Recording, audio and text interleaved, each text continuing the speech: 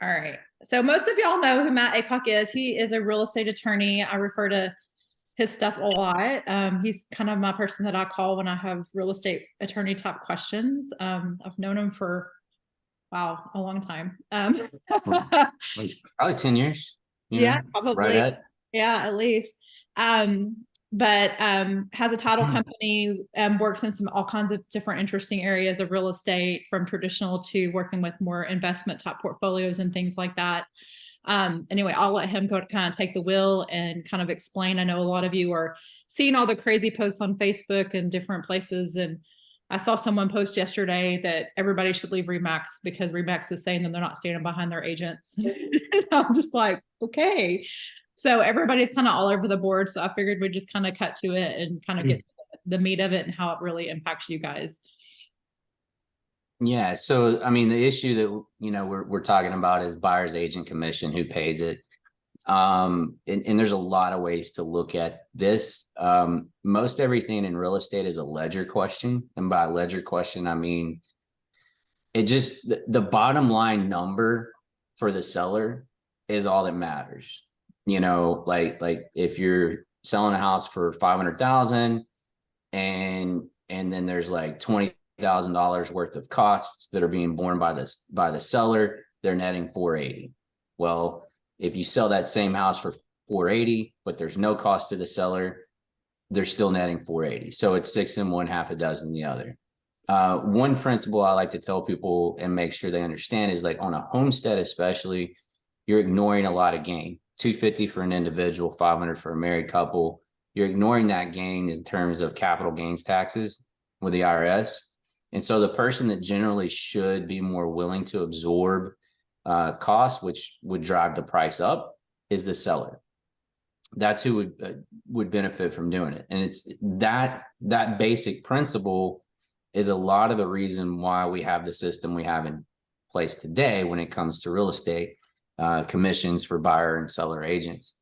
But there's also another thing that most people don't really think about, and that's who actually pays the commission. And most people think, well, the seller pays the commission.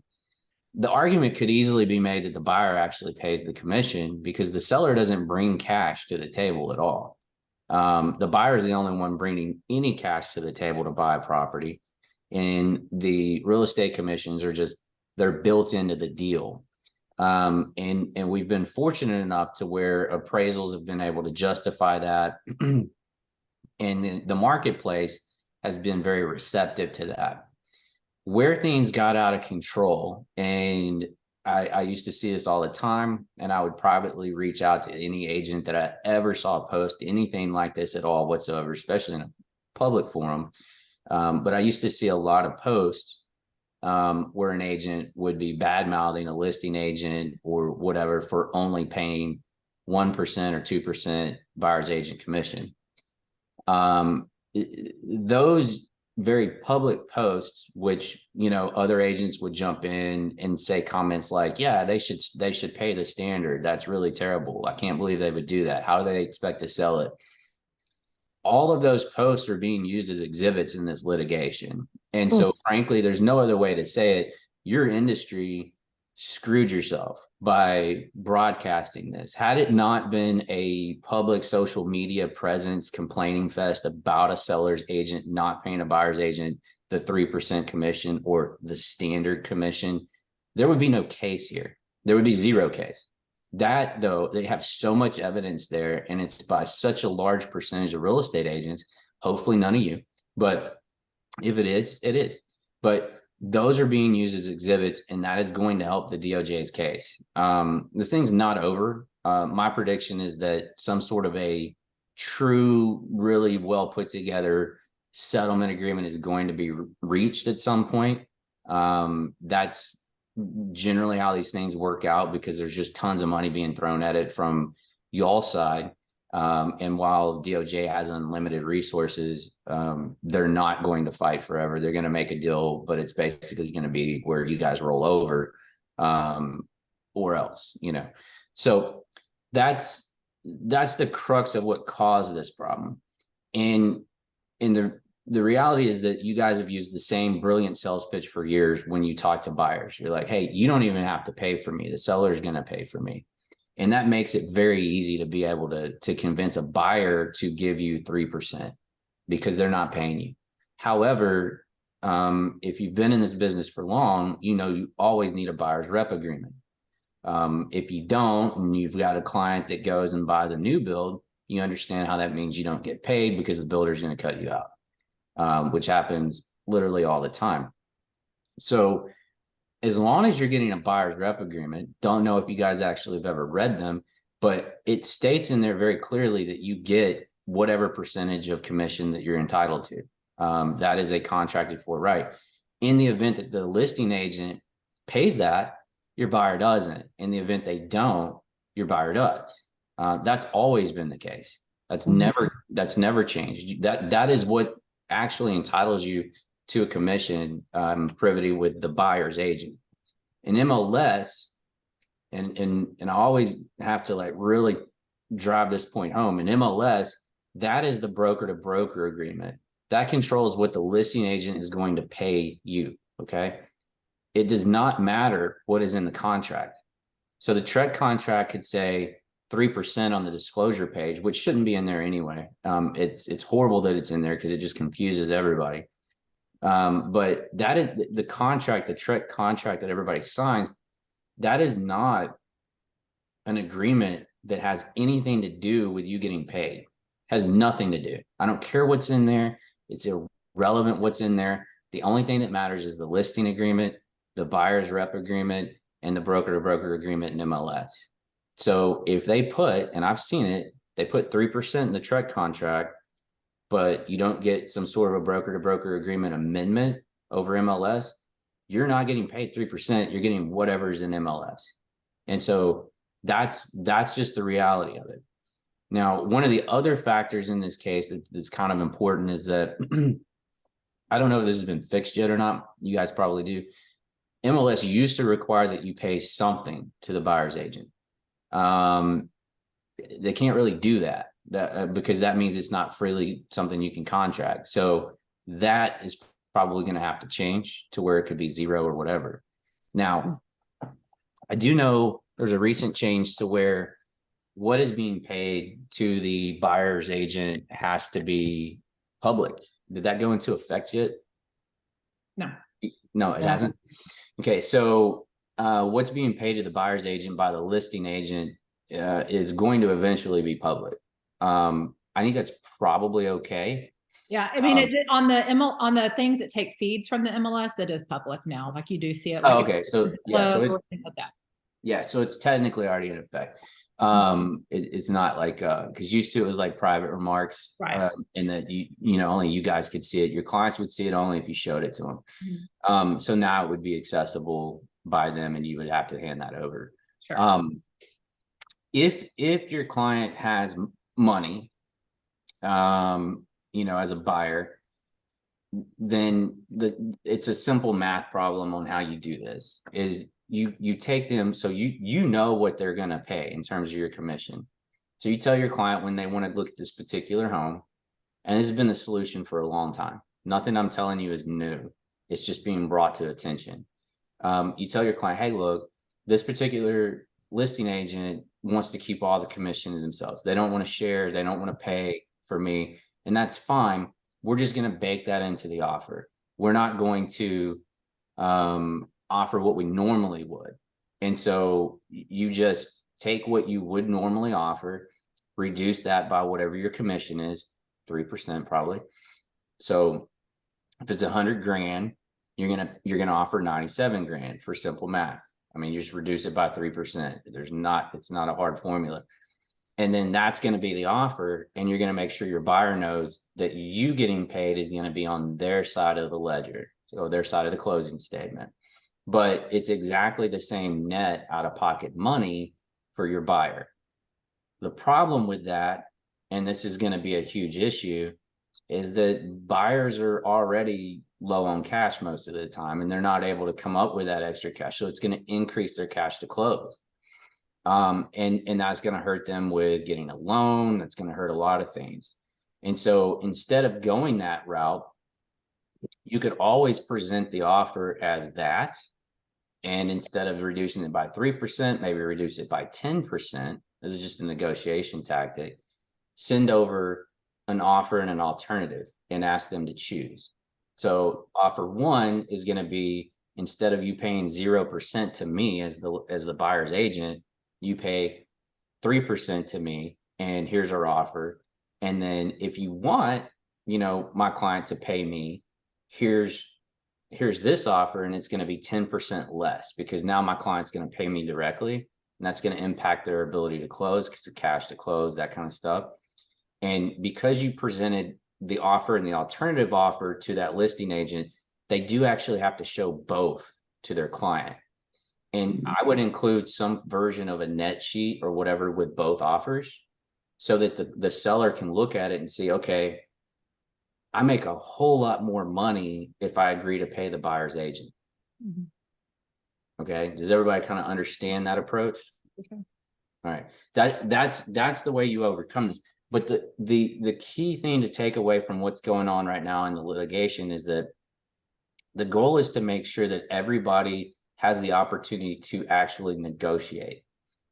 This isn't the first time you guys have been hit with price fixing, and it probably won't be the last, as long as agents stay married to the concept of 6%, 3 and 3.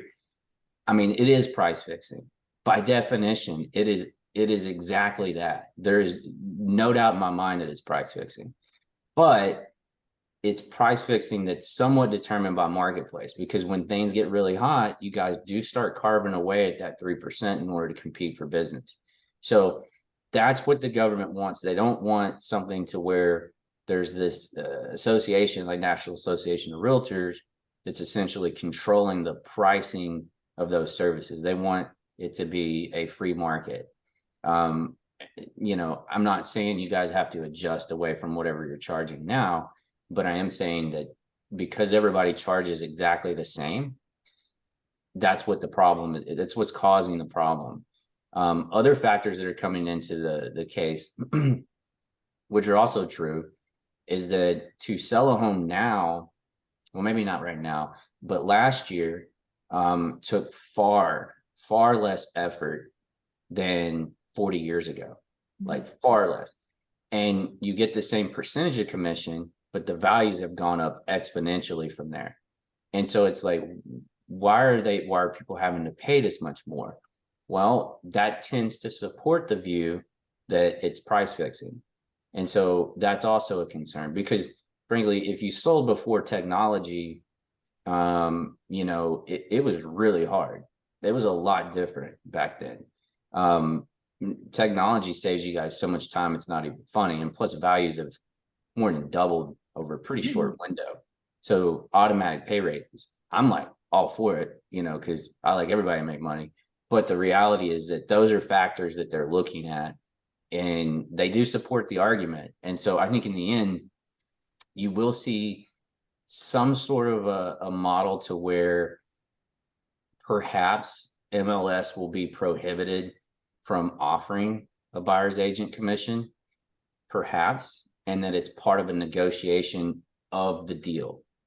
And that the listing agent is not going to be even publishing what they will pay. I think that could be a reasonable settlement that would be acceptable to the DOJ, because then every single deal, you're going to have to negotiate how much the seller's going to pay of your commission, and then convince your buyer to pay the difference. That's where I think it'll land. If I have to predict it, that's my gut. But again, we're not there yet. So if you go in and negotiate commissions, if you're the buyer's agent, you negotiate with the listing agent and you negotiate, I don't know, let's just say $6,000. At that point, because it's not in the MLS, that part of the documents would also require a broker to broker agreement. Is that correct? Yeah, that's correct. I mean, if what I believe this thing's going to end up at happens, I would assume that Trek's going to make the agents parties to the contract as to an addendum only. And they'll streamline that and simplify it for you, where commissions and who's paying what's going to be spelled out, but you would only be a party to that portion of the agreement. Yeah. I've seen some arguments made for adding it into seller pays. So like, let's again stick with $6,000, throwing in $6,000 into seller pays. The problem is, of course, at that point, then how do you write in to your contract that part of those seller pays are going to the buyer's agent? Yeah. And the second piece, of course, would be the lending issue. Sometimes those seller pays are not going to work. Yeah. So that's where it's a problem, is on the lender side. It's not really a problem on making sure you're getting paid, because if you have that buyer's rep agreement, the seller's paying for it, that credit is going to kick over to the side that you're on. So it's really not going to matter. But from a lender standpoint, seller pays are capped on different loan products. So they just won't allow them. And so once you hit that ceiling, you can't, it doesn't do anything. So that's the biggest concern there. I don't know. I don't know how that's going to play out. The biggest hurdle here is going to be on the lending side. I've been talking to a lot of lenders about this. They actually didn't know they need to be paying attention to this case as much, because it doesn't directly involve them, but indirectly it involves them heavily, because you're going to have a lot of buyers not qualified to buy a home. Like absolutely not qualified. That's going to be common. Well, and the biggest thing I can see, and I know lots of agents are guilty of not having the buyer's rep signed until they actually execute a contract. It's like they send one giant file. So one of the bigger issues is going to be making sure that that buyer's rep is being taken care of up front. I will say, as a broker, we're not in the habit of suing buyers. Right. So it's the nature of every brokerage. You can get angry at me, you can get angry at every other brokerage, but the truth is, as for a brokerage to sue a client, number one, it's very expensive to sue a client, and number two, it slams the name of the brokerage and every agent in the brokerage. It's just not worth it. So it's really important that all that stuff is negotiated and handled in writing, because at the end of it, if you don't get paid and we don't have anything verifying that besides a buyer's rep, it's very, very hard as a broker. Plus, if buyers don't have money, it doesn't matter if I sue them or not. We're not getting any money. Right. And Matt has said that to me more than one time. He was like, you can sue them all day long. So just being very aware that that buyer's rep isn't like an automatic, I get paid 3% no matter what they do ticket. I feel like a lot of agents feel that way. And I just, I'm kind of laying that disclaimer out there that it's not always the case. Yeah, I can say, I've filed a few of those. It's rare. I've gotten a few, and it's usually a smaller brokerage that allows it. And I haven't had one yet that I've been able to collect on. I mean, I've gotten the judgment, but they don't have any money. So, I mean, what good's a judgment? But it is what it is. As far as like, there's a lot of people like Google and they'll go out and look, and they'll say, well, what about a broker's lien? That doesn't apply to residential, just so you guys know. Like there are some mechanisms in commercial that you might be able to do one, but that doesn't exist in the residential setting. So do any of you guys have any questions for Matt? Yeah, go ahead, Lisa. I don't know if this is more for Matt or more for you, Keisha, but just kind of thinking about all of this, and let's say you represent a seller and they know about this, and and I don't know, Keisha, if you're going to change kind of how you work now with all of this, and they say, I don't want to pay for the buyer's agent. If they have to pay my commission and then they go buy a house and then they have to pay that commission, like, how is there a workaround or a marketing tool or a sales approach on kind of the justification of, the 3% and the 3%? Are we going to see it shrink where a seller is going to say, well, if you're representing me on both, I'm only giving you X amount? Like, what is the potential, what's the word, fallout from all of this when it comes to that side, when we're working with the seller, but then we're also helping them on the buy side? Is it, I don't know if that makes sense what I just I said. do understand. One of the things I would say, and it's funny, I had the most heated argument I ever had over commissions on both sides was actually with my grandfather. Who at some point he got his license in real estate. He was a pilot, but he got his license in real estate, like, I don't know, in the 70s, and got his broker license at the same time. So he really thought he knew a whole lot more than me. But it is actually unethical for us to choose to not show a property to a buyer because of the commissions, bottom line. But the reality is there are a lot of agents that are going to make that choice. And there are buyers who are going to say, I can't afford to pay you, so don't show me anything that doesn't offer buyer's agent commissions. The second thing is you're going to have agents that are just going to choose not to fight that fight. And they're going to go show houses that are just offering buyer's agent commissions. So there is an argument to be made to your seller to say, and the best chances of us getting your home sold is getting lots of people to come in and look at your home. And therefore we're better off choosing to offer the buyer's agent a portion of my commission. And that's really how the seller is paying you. And as a broker, the broker's agreeing, okay, we're getting 4%. We're going to give the listing agent 2, and we're going to choose to pay the buyer's agent the other 2. And that is going to be the best marketing strategy to get this home sold. And that at the end of the day is our job. So you have that situation. You are going to have, and you already have, and we've always done it when we have clients that are doing a buy and a sell, negotiating our commission to say, I'll take, 1 over here because I'm going to get 3 over here. Or I'm going to take 2 and 2 or whatever. You see that already. So yeah, actually my bigger concern is the number of buyers that are going to go in unrepresented at the end of the day. Because I feel like you're going to have a lot of buyers who say, I can't afford to pay a buyer's agent commission. It's going to hop on Zillow and call these listing agents, and I am going to go in unrepresented. And that's actually my bigger concern is the number of unrepresented buyers we're going to end up having in the marketplace. Matt, did you have anything you want to add to that? No, that's absolutely what's going to happen. Like buyers are not going to be represented at all. Yeah. The one thing is that most of the time, I forget the stat, you guys may know it, but most buyers find their own house, that they want to purchase. They find it. It's not sent to them by their agent. So that's, that and the fact the seller's not paying the commission is probably going to drive them to be like, well, I just don't even need one. Right. The challenge is going to be that, I'm not in the title business anymore for a reason. Like there's already a lot of headaches in it. I definitely would not want to be in the title business if this changes, because who's going to babysit that?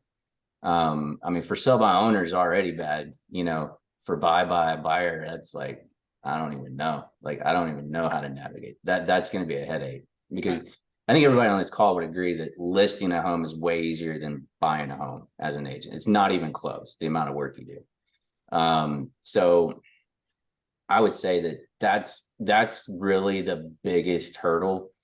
And I've had, some people, mention to me, and they're like, well, would that open it up to where there would be attorney representation for buyers? I'm like, we're not good babysitters. And that's essentially the personality profile of a really good agent that does represent buyers, is that you're essentially a really good, well-dressed, babysitter. That's what you are.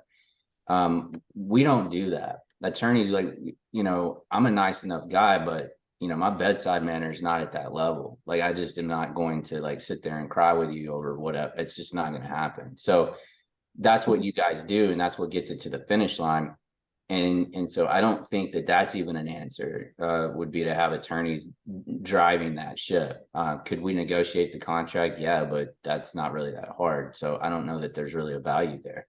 Well, and my friend back in Iowa, she's also a real estate agent. She's been in the business for like 20 years. She's been telling me for the last 2 or 3 years with this lawsuit, she's like, listings, you've got to get more listings because of that, because she also feels that a lot of buyers are going to be unrepresented, and you'll end up representing those buyers as well in the end, which not the most ideal situation, but. Yeah. So it's possible that you could underwrite the cost of that to you, the value of that to you for your time, and perhaps have something built into the listing agreement, perhaps have an addendum prepared that any unrepresented buyer would have to sign that just says, look, because I'm going to have to do more work, I'm going to get paid more. That's a way to navigate it. I would also try to come up with a better product.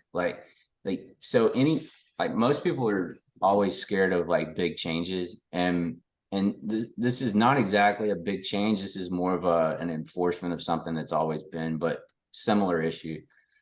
Big change is what makes people money. Anytime you have a dynamic shift in a marketplace that's big, and real estate's certainly big, even if it's down, it's still big. That creates a lot of opportunities for success, and that's where you make money. You don't make money doing the status quo, because then you're just a commodity trader essentially, and then it just is a marketing dollars for output kind of formula. So you're never going to make a ton of money just doing what everybody else does. And so like one way to really attack this would be to come up with some sort of a creative solution to this problem. I don't know what that looks like. I wish I did.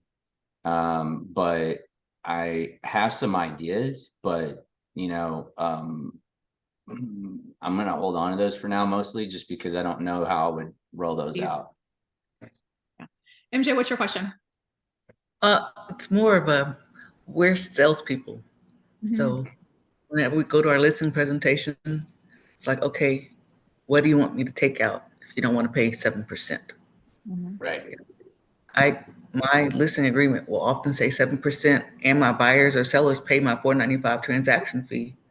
We just move right past it. So just like with this, we're salespeople. It's you just sell it. Right. This is what I got to do to find you a house. I think on the listing side, to me, if you present it the right way, I've never had an issue. If I tell the people I'm listing their house that we're going to have more people that are going to be able to buy this house, and we're going to create more of an auction-like atmosphere, or at least we're going to have a chance to, by allowing as many people to be able to purchase the house as possible. And you do that by paying a buyer's agent commission. I've never had an issue when I explain it that way. I mean, and you're right, we are salespeople, and I think if you explain it the right way, I think 99% of the time you're not going to have this issue. At least on the list side, you're not going to have this issue. Now, obviously, you can't be responsible for what other agents are going to do, and when you're on the buy side, it's going to come up. But I think if you do your job as a listing agent, this is not going to be an issue. Well, and the other thing is to explain, and Matt really addressed it a bit, is when we go into a listing, is we need to have a net sheet or something of that, a rough estimate of a net sheet, and showing them, hey, the 3% is going to go somewhere, right? Either you're going to add it to the price of your house because we can appraise for that, or the truth is a buyer's agent or a buyer unrepresented is going to reduce it by 3%. They're going to do the math, and they might reduce it by 4 or 5%. So it's 6 of one, half dozen of the other. So either we can sit on the market for 6 months because we can't get any buyers in here, and then we're going to deal with some uneducated person isn't represented and is trying to negotiate some stupid, crazy deal that doesn't understand they can't leave the contract the day of closing, because that's the kind of crazy stuff that happens when they're not represented. Or we can just go ahead and offer them a commission, up the price of the house. Your net is exactly the same, and chances are we can get this house sold in 60 days and closed and have a successful closing, because you have two professionals, hopefully, on both sides that are negotiating the deal and educating prospective clients. But you have to, without slamming people or slamming other agents, you have to find that way. You're exactly right, MJ, of selling it, but part of it's just educating and saying, this is the reality. I mean, I have never had a clean, easy deal with an unrepresented buyer, ever. No, never. To the point that I have been willing to assign an agent and pay an agent in order to get them represented, because it's never easy. It's always a mess. And I don't feel like, honestly, and this will probably be more of a Matt question, I don't feel like it's possible to have a buyer unrepresented not come to you because they see you as a professional and try to get you to represent them. And it's very, very hard not to get sucked in because you're trying to, it's hard. And legally, I feel like it just opens you up for so many different issues and so many liabilities that it's dangerous. And that'll be the first thing Trek has to do is put together an unrepresented buyer, document, because there's not, I mean, I've had before, I don't have one right now, but we used to have one a long time ago at the other brokerage I was at that was written by an attorney. Because the buyer needs to really understand what your role is, and your role has nothing to do with them. It is, all you have to do is be fair and honest.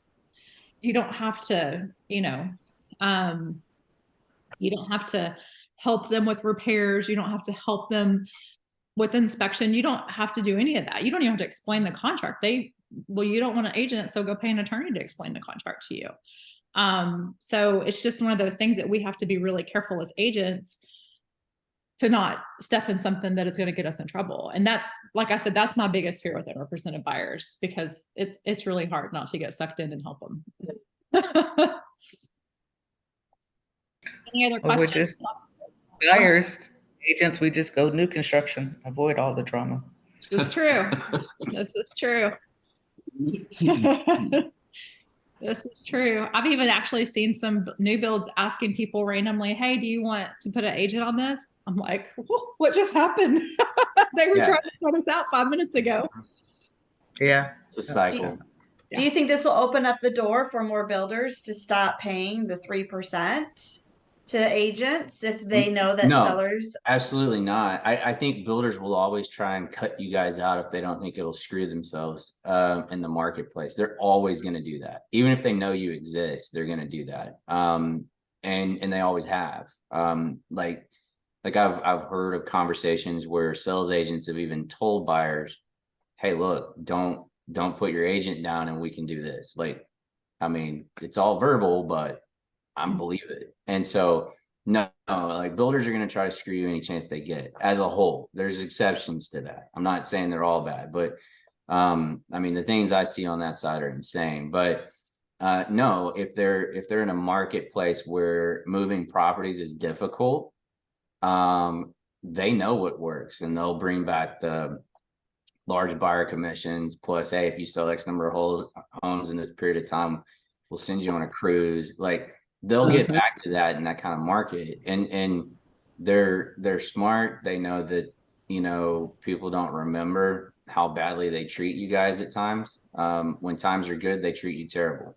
When times are really bad, they treat you like royalty. So and that's just, honestly, it's good business. It works. It's worked for them very well for decades, and I don't blame them for doing it. If it stopped working and agents remembered it and were like, no, we're never going to do that, we're never going to help you, then they would remember and not do that. But yeah, they're going to treat you guys well here pretty soon when the market gets bad. Oh yeah, I'm already starting to see the bonuses and added commissions. They like us right now. They need us right now. I think I heard Lennar up their commission, their buyer's agent commission, because they were Really? at 1 at one point, but I think they just increased They're up to 2. Yeah, they're up to 2 now. up to 2. There you go. I was down in Duncanville showing some houses a couple weekends ago, and a Bloomfield community had a thing in their registration form that said, please let us know if you'd like to talk to our preferred lender, and please let us know if you'd like to talk to our preferred realtor, which I thought that was interesting. And I was talking to my preferred lender, and she said, yes, more and more builders are offering a preferred realtor to assist their buyers. Probably smart for the sales reps. I'm sure the sales reps hate working with unrepresented buyers. Oh, they actually probably love it, because it's just like, It goes in their pocket. Yeah. Yeah. Yeah. All right, guys, any other questions or issues or concerns about all this? I mean, anything else need to be explained about it? I just know I was randomly getting everybody sharing random posts they were seeing, and I was like, okay, here, let's just cut to it and get it explained. Y'all have any other issues? I mean, right now I'm still in general in the MLS seeing the standard, 3 and 2. That's basically, I do see a lot more 2s than I used to see 5 years ago. That really happened when the market, flipped on us, or I wouldn't say flipped, it just got crazy. And so I am seeing that. But I'm not I haven't seen really any dollars or zeros or any of that in the MLS yet. So it'll be interesting to kind of watch it and kind of go from there.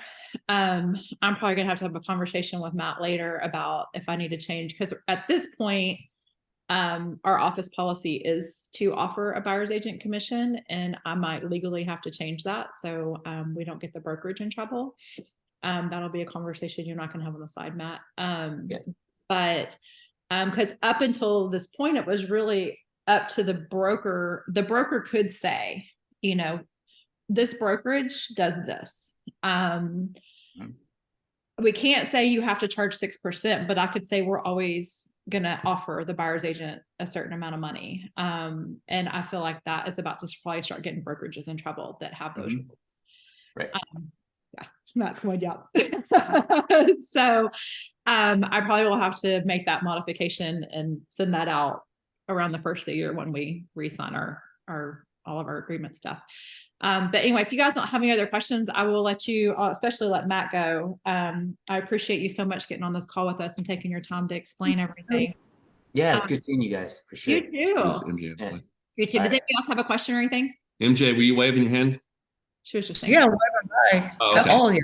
All right. Okay. All right, Matt, thank you so much. And if you guys, if any of you have a question and you want to stay on for a second, you're welcome to ask me a question if you've got anything else going on that you want to. Thanks, guys. Thank you. Thanks, Matt. Thanks, Matt. Did any of y'all have anything going on or any questions or anything that y'all want to chat about? I just want to say how awesome it is to see so many people on here. It's usually just Priyanka and I, so this Yeah. is amazing. Get an attorney involved to get you on here. Look there, you get an attorney on the call and you get your whole brokerage on here. I love it. Well, like, are y'all seeing the dollar commissions yet on stuff yet? No. Yeah, I haven't really. I mean, I am seeing leasing commissions super low, but I haven't really seen any crazy low on the buyer side. I will say what I do not understand that I am seeing is agents getting on TikTok and other social media platforms explaining this to consumers. So in my opinion, as an agent, yes, it's my responsibility when I'm meeting with the listing agent or listing, client, or I'm meeting with the buyer to explain commissions, to explain how I'm going to get paid or they're going to pay people and things like that. But the idea that they're getting on and explaining this whole lawsuit that a lot of consumers have no idea is going on, basically plants that seed in their mind that I don't have to pay. I don't have to this. I don't have to that. And I feel like they're doing themselves a disservice in order just to have something to talk about on social media. Again, I think our clients, those buyer reps, and I say it because we're all guilty of it, they need to be signed when you start, right before you start showing houses. They really, really do. And this is, so can you negotiate the commissions in various ways? Yes. And I'm sure Truck's going to come out with all kinds of great forms for us soon. We'll see. Nothing is being drawn up yet, but I'm sure that they're going to, because the biggest things are going to be unrepresented buyers and then some sort of agreement between agents on what's being made. Right now, if you get in a situation, because those forms aren't there, a broker to broker is going to be the way to go. And that would be, let's say, you and the listing agent agree to go 2 and 2. So you're going to do a broker to broker saying that broker is agreeing to pay you 2%. Because if it's not in the MLS, they don't have to do it. So I would definitely, that's going to be kind of your go-to tool right now until we have other forms. And if your listing gets in a situation to where you have an unrepresented buyer, I might see if I can work with Matt to get a form drawn up since Truck doesn't have one yet. But until that point, you're going to make sure that you present them with the information about broker services. That's really, really important. And you're going to need to make sure you document in an email, not on the phone, but document that you are representing the listing client only. You are not representing them. So that they understand that you're not doing double duty. Now, if you do get in a situation, and I have done this, where I'm like, okay, I have an unrepresented buyer over here. I go to my listing client and I say, hey, you're going to say, because they're offering they're offering you this, and your net with no commission is this. With this offer, here's your net, and you're a little bit more. However, if we offer 1% to have this person represented, your net's still higher. And if I can sell that, and I usually can, then I'm going to go to one of my agent friends. I'm going to do intermediary, but I'm going to do intermediary with assignment. And I'm going to go to one of my agent friends and I'm going to say, hey, MJ, I need you to, will you do this for 1%? All you're doing is helping negotiate the contracts and walking them through. And typically, I mean, that you're not having to show houses, you're not having to do all that stuff. Usually, typically, that works out pretty fine unless you're dealing with like $100,000 house or something. But typically, with the price point we're at, it's kind of a surprise. I call it mailbox money. It's money that kind of it's like, oh, sure. And typically, you can make that work with the listing client. And so that's something to think about. And that's something to think about even if you have an unrepresented buyer just show up and you're offering 3% BAC. If you're not representing both clients, you can't take 6. You're just representing the buyer. I mean, just representing the listing. The only way you get 6 is if you represent both sides. And I would argue that that becomes a huge issue and you're better off assigning it and having another agent, you know, help out with that process because it's very hard, very, very hard to be neutral in the process. So unless you've got some super experienced people in the process, and usually someone isn't experienced or someone's super emotional, or you've got divorces or deaths, or, you know, we all have those surprise. We think everybody's fine. And then we get the phone call that they're getting divorced or something like that. It's really smart to at least assign it. Even if it's at a reduced commission, assign it, and it just makes it a lot easier. And you don't have Think about the nightmare Jason and I had with the client, the listening. And I can imagine if I tried to represent both sides of that. It was crazy with you representing the crazy guy. they're hard. Yeah, I was nuts. Yeah. So it's worth it. And even if, you know, and like I said, I mean, you need to be fair to the other agent, but it doesn't have to be a full 3. It can be less because again, that buyer's agent didn't do all the other stuff. And so that's fine. But liability wise, it saves you. Headache wise, it saves you. It's just really simple because you don't have to constantly process what can I say and what can't I say and what do I need to do and what do I not need to do. You've got an agent over here that's a professional that's keeping the buyers on the rails and you're keeping the sellers on the rails. So that's just kind of my 2 cents on that. You guys have any other questions or anything else going on? All right. Well, I will let y'all go ahead, Lisa. Okay, so let's just say we run into the situation, you know, like on the buyer's rep, and you usually put 3%, and it says in there that the brokerage will do what they can to get the money from the seller, but if the seller doesn't pay, then the buyer has to pay you. Well, a lot of times, you know, especially here living at Robeson Ranch, a lot of the listing agents here will do 2 or 2.5% to the buyer's agent. And I've never gone after, I just kind of eat it. But I do tell my buyers that if it's, you know, like 1%, I'm gonna ask them for that. If, you know, with all of this new stuff, if we are in a situation where the buyer's agent commission is lower than 3%, is there a form that we need to have us sign to say we're not gonna get the extra money from the buyer if we choose not to do that? I've seen it done a couple of ways. One thing is in the buyer's rep, you can address that. You can say, as long as the listing agent is offering at least whatever your bottom line is, you will not be, we will just take that amount. So your bottom line, you want to cover your high line, you want to cover the 3%, but in the same breath, you know, you can address that. And the other thing I've seen is just people, I mean, the only people who are going to pursue, I mean, how do I say this? That sounds really crappy. The buyer's rep is there to protect you, but it really doesn't protect you. It is basically a statement of I'm representing you. At the end of the day, to sue a client, and the buyer's rep can be unilaterally terminated. They can literally send you an email and say, I'm not working with you anymore. And it's done. There's nothing you can do. And so it protects you in the idea of I'm making a statement that I represent you and you understand you're signing this legal piece of paper. And it explains that I am going to get paid for this. At the end of the day, let's say you take a list, you you contract that buyer on a listing that's 1.5%.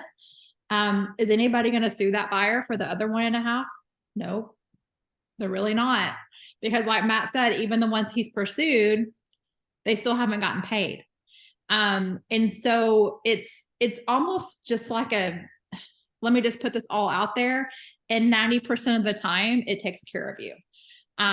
Now, if you get into a situation to where you've agreed to 3%, you walk into a listing and they're only offering $500 and that's not acceptable. At that point, that's a conversation to have with your buyer to say, hey, part of the listing agreement, I get 3%. They're just offering 500. That obviously doesn't work for me. We've looked at 20 houses. Here's all the things I'm going to do for you as a buyer's agent that you probably already presented to them when you were courting them to make them your client. And at that point, you're going to talk about different strategies. So that's when you would come in and start talking to them about different ways to make the offer change depending on their cash situation, and to see how you can build an offer so that they're not having to cut you a check if that is an issue for them. And so that would be how I would address that. I would address it on the front end before the offer ever goes in. Because once the offer goes in, you either have your MLS to protect you, you have a broker to protect you. Those are the two things that really, at the end of the day, title company, that's what's going to protect you. The title company is going to take what's in the MLS, or if they get a broker that says something different, they're going to take that. And so that would be how I would address that situation with the buyer. I think to me, the big important thing here is that you have these conversations up front, whether you're representing on the list side or whether you're representing on the buy side. If you have these conversations with people up front and they know what to expect and they know going in, okay, if we run into a house that's, only paying 1%, these are going to be our options. Then when you get to that situation, it's not going to be as big a deal. It's not going to be like something that you've hidden from them. It's going to be something that you've had a conversation about it. And I mean, honestly, I've had the conversation with my clients on the buy side several times, and they said, hey, if they're not paying at least 2.5%, we don't want to see the property because we want you to get paid and we don't have the money to pay you. So again, if you have those conversations up front, I mean, I think it makes all the difference in the world versus trying to explain it later on after the fact. Then it's like, okay, what are you doing now? Yeah. Well, I've taken, a hit because I've sold properties at 2%. I had never said anything to a buyer if I'm getting less than 3%. But there was a property somebody wanted to see, and they were offering 0.5%. So I did have to tell them up front, like, hey, if you want to go see this property, just know, blah, blah, blah, blah. And I usually tell my clients, about 98% of the people pay my commission, but we may run across the property, but I'll give you a heads up if that's the case before you go see it. It's just one of those cases that now we have to pay attention so that the buyers are prepared. We have to explain things well so the buyers are prepared. But from the listing agent side, I put a huge amount of responsibility on them because, I mean, again, it is unethical to choose to not show a house because of what your payment is going to be. But the reality is, how many of you have seen those rental properties? Because those are the ones that I have seen really, really crazy drop, sit on the market for no reason. Like, you're like, why is this house still on the market? It's been on the market for 300 days or whatever. And then you go look at the buyer's agent commission and they're offering, $100 or $150.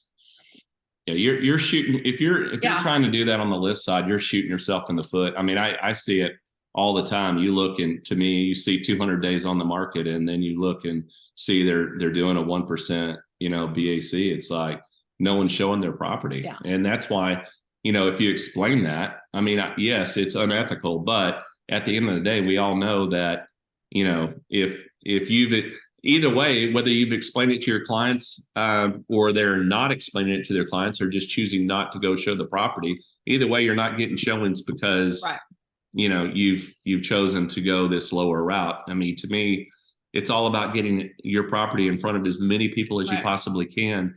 And you're not going to do that if you're, I mean, and as long as the market can bear it, and you figure out what their bottom line is, you build a extra commission, you show them like this, we're building this into the price of your house. So it's in the end of the day, your net's the same, you're fine. And so I think that, you know, you explain those things well. And I mean, the truth is you see houses, when houses sit on the market for a long time, what do they start doing? $5,000 agent bonus. Then they start free carpet, you know, whatever. They have all kinds of marketing things that are financially driven. Well, it's because they know that that drives people to their property. So why would you start off with an objection of, I'm offering you nothing to come look at this property? I mean, that, you know, because if the quicker we sell a house, the more money they get for it. I mean, that's just what the stats say. So I really think that you can polish up your presentation in such a way that you can present it. And I also, the reason why I was making a point about the whole TikTok video and the social media is I want you guys to be prepared that there are consumers out there that do know what's going on. There's a lot that still don't. I mean, we hear more about it because we pay attention because we're in real estate, but there are a portion of consumers that are, you know, following agents and different things on TikTok that do know what's going on. So need to have your explanation and your presentation polished up with some facts and information about that. So anything else? No? All right. Well, I will let you guys get to your day. If you have any questions or anything, just let me know. Christy, if you want to stay on the call, I can do a screen share with you and we can look at back agent. That works. Okay, perfect. All right, guys, you guys have a great day. Bye. Hi, guys. Thanks, guys.